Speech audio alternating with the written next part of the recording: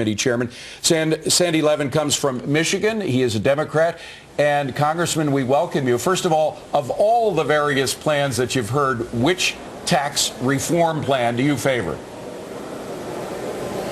Well, I haven't really seen very many others. The administration has been talking about proposing one, but we've never really seen a concrete plan from the administration.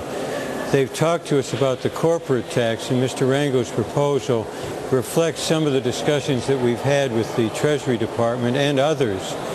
But I don't know of very many others. The Republican minority here talks about tax reform or tax changes, but rarely do we see something concrete. Well, isn't it the case that all the administration would, or all you would have to do in Congress is to allow the administration's plan to expire, because there are expiration dates on the various levels of tax cuts that the president imposed? Why don't you just extend the tax cuts on into the future?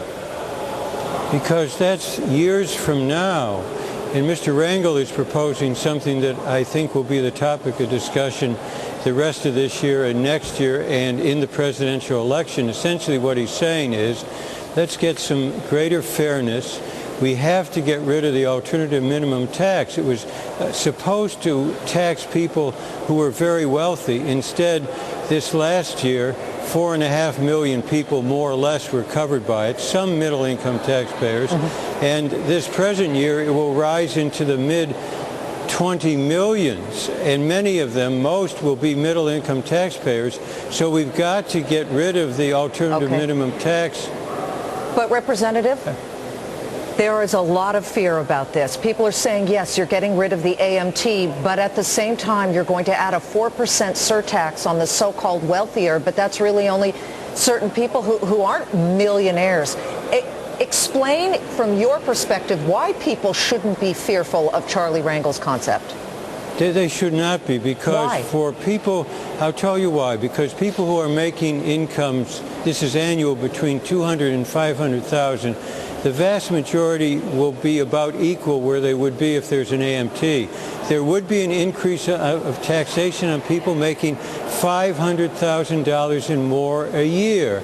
The last income data we have from the Census Bureau indicates that for people who are the upper 1% of income recipients in this country, their taxable income went up by triple in 1 year to over $800,000 a year.